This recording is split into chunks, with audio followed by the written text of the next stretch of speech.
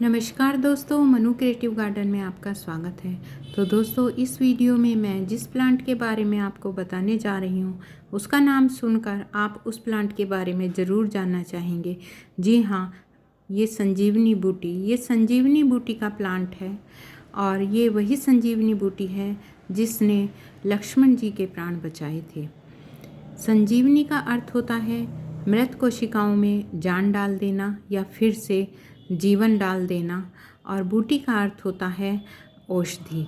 तो ये एक प्रकार से वनस्पति औषधि है। ये किस प्रकार से जीवन को बचाती है, जीवन देती है, तो हम इस वीडियो में इसी बारे में बात करेंगे। ये देखिए दोस्तों, ये जब मैं इस प्लांट को लाई थी ये ड्राई फॉर्म में था। ये बिल्कुल सूखा हुआ प्लांट था। इसे देखकर नहीं लगता था कि ये प्लांट फिर से सरवाइव कर पाएगा।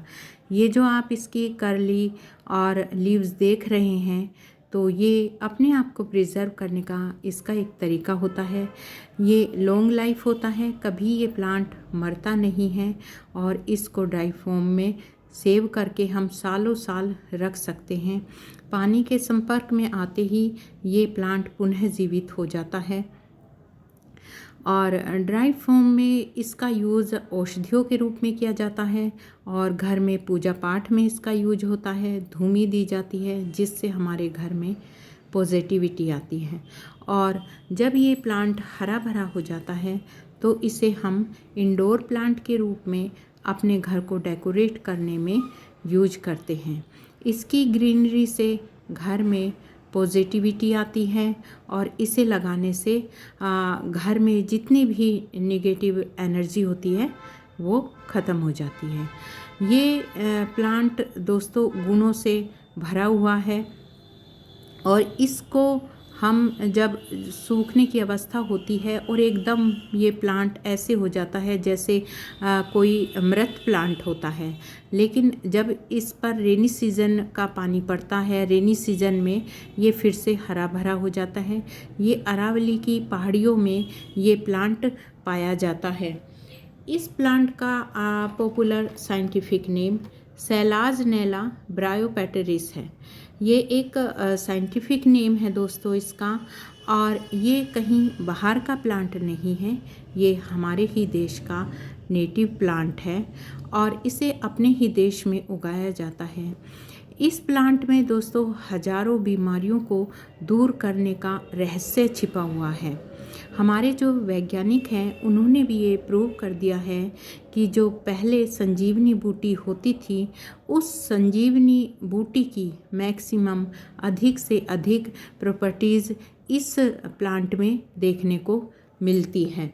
रामायण में उल्लेख मिलता है दोस्तों, जब श्री राम रावण का युद्ध हुआ था तब मेघनाथ ने जो शक्तियों का प्रयोग किया था उससे लक्ष्मण जी मूर्छित हो गए थे।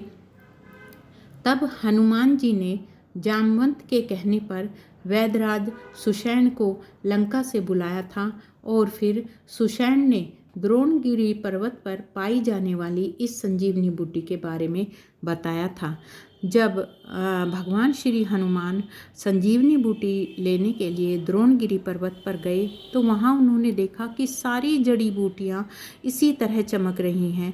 तो उन्होंने पूरा द्रोणगिरी पर्वत उठा लाए और जब वैद्य सुषैण ने लक्ष्मण जी का उपचार किया और लक्ष्मण जी उससे ठीक हो गए।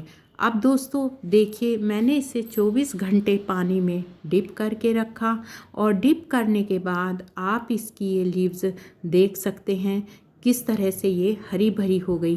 क्या किसी और प्लांट में आपने ऐसा देखा है?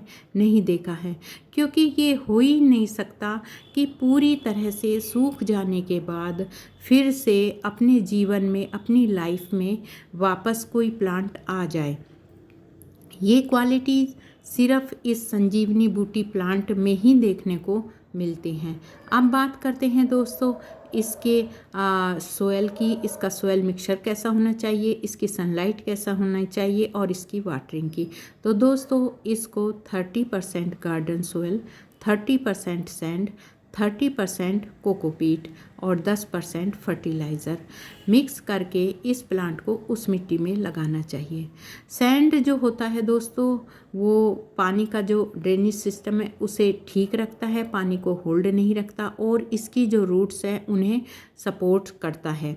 और जो कोकोपीट होता है वो मिट्टी में मॉइस्चर बनाए रखता है और मिट्टी की नमी को सुरक्षित रखता है, जिससे ये प्लांट हरा भरा होता है। हमें इस पर मिस्टिंग भी करते रहना चाहिए ताकि जो इसकी लीव्स में ग्रीनरी है वो हमेशा इसी तरह से बनी रहे।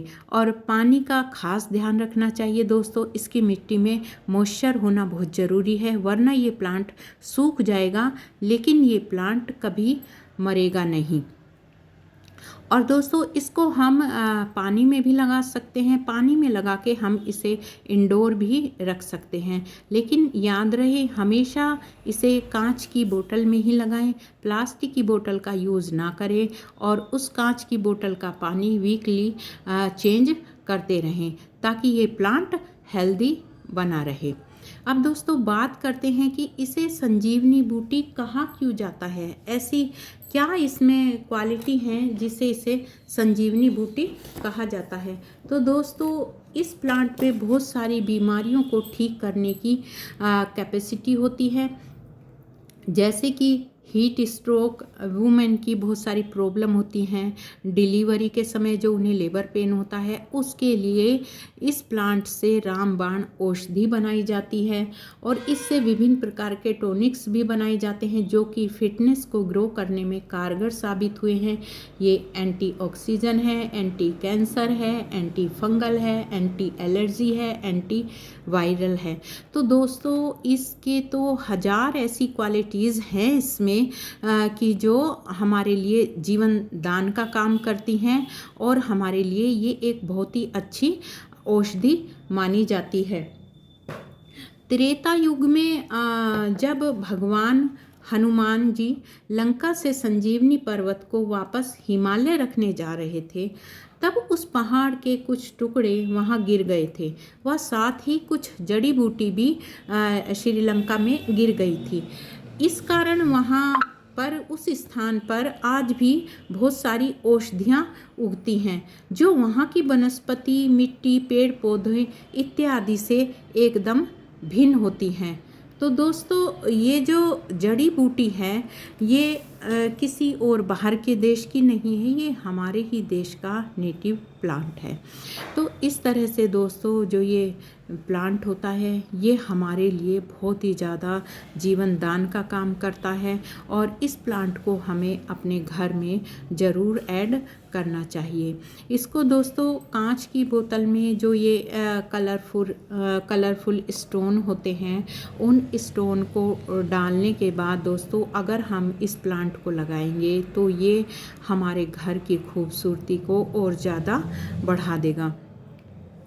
ये जो दोस्तों संजीवनी बूटी है इस पर हमने कई सारे इसके यूज़ भी देखे हैं और इसमें कितनी सारी क्वालिटीज़ हैं दोस्तों, अनगिनत गुण हैं इसमें जो हमारी हेल्थ के लिए, हमारे जीवन के लिए बहुत उपयोगी माने जाते हैं।